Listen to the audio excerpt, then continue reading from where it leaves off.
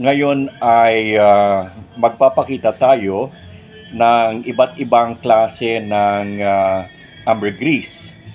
Ang ambergris ay tinatawag na suka ng balyena na sperm whale, at ang sperm whale ay tanging balyena na sumusuka ng ambergris. Sa lahat ng balyena sa buong clan nila ay ambergris lamang ang sperm whale lamang ang sumusuka na tinatawag na ambergris.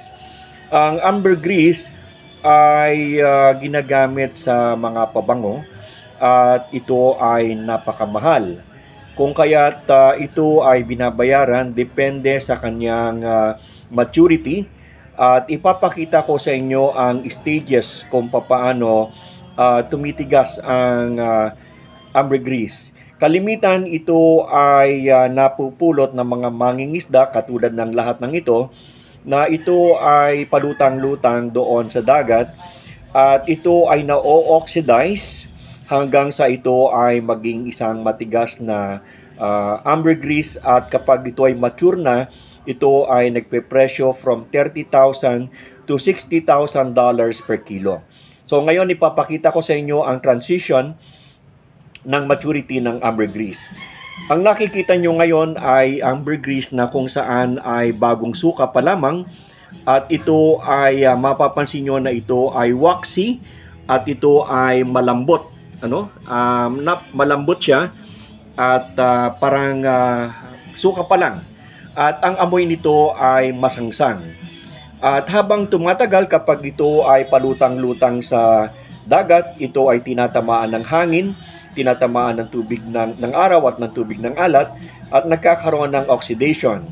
Pagkatapos siya ay nagkakaroon ng transition, at ganito na ang nangyayari sa kanya. Siya ay nagbabago ng kulay at nagbabago din ng amoy. Pataas ng pataas ang kanyang transition, at habang siya ay natutuyo ay ganito ang nangyayari. Itong isang ito ay malambot pa rin, at katulad nitong isang ito na malambot, pero habang tumatagal ng mga taon sa palutang-lutang sa dagat, ito ngayon ay tumitigas, at mapapansin nyo ito'y malambot pero nagiging chalky na siya.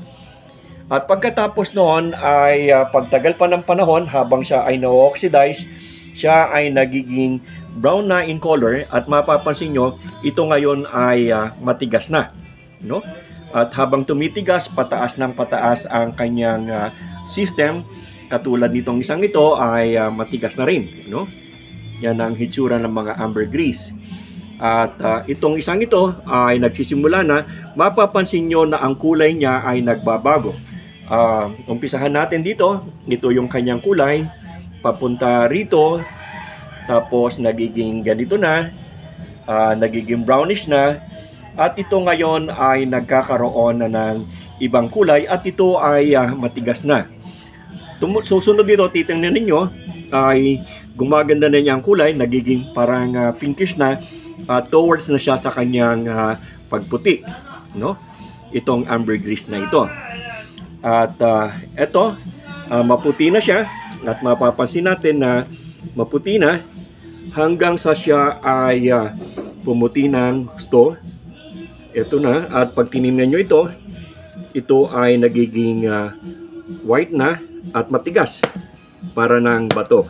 I-compare mo dito sa isang ito, na ito ay malambot at mabasa pa. So, it will take years, probably up to 25 years, bago siya makapunta dito sa ganitong stage.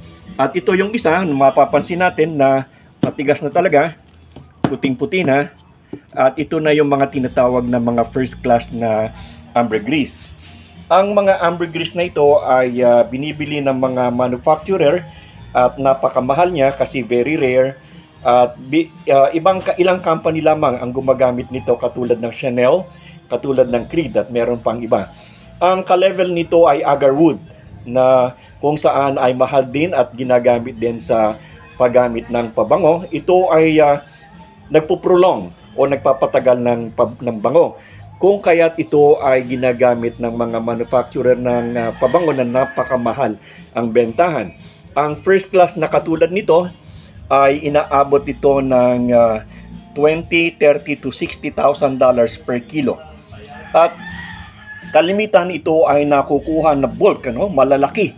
At minsan ay inaabot pa ng 100 kilos ang isang bulto. So ito ngayon ang mga stages ng ambergris, at kung kayo ay merong ambergris na naitatago sa inyo, ay pwede nyo akong tawagan at ito ngayon ay binibili. Subalit ito ay pinagbabawal sa market sa atin dahil kasama tayo doon sa pumirma ng treaty na ipinagbabawal ito as endangered species.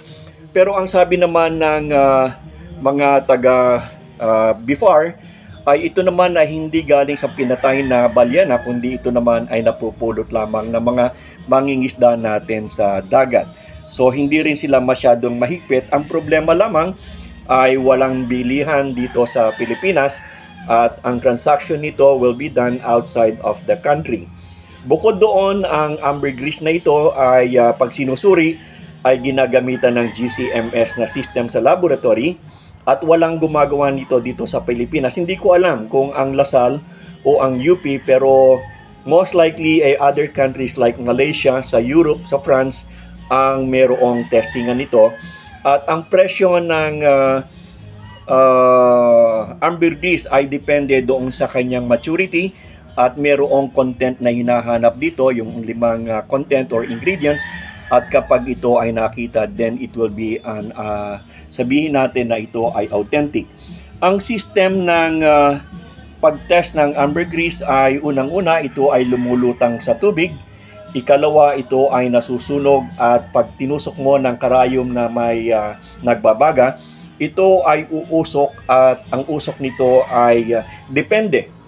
Kung ang usok ay manggagaling dito sa sariwa pa, ay mabaho, malansa. Subalit kung ito ay manggagaling naman dito sa mga matured na ambergris, ito ngayon ay medyo mabango na siya ang amoy. Pero ito ay hindi ginagamit na pabango.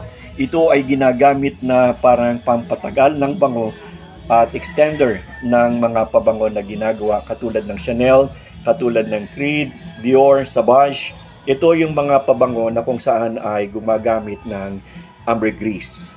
So, kung meron kayo, ay sabihan nyo lang ako. Ang number ko is 0917-147-4031. Uulitin ko, ang number ko is 0917-147-4031. So, ito yung stages ng maturity ng ambergris. At sabi ko nga, kung meron kayong ambergris sa inyong bahay na itinatago, ay pwede nyong ilapit sa akin if you would like to have it sold. At magpadala kayo sa akin ng sample na aabot lang ng mga 100 grams. At ito ngayon ay aking ipatetest, or even I myself will test it. At kapag nakapasa, then there is a probability that we have a buyer. Maraming salamat.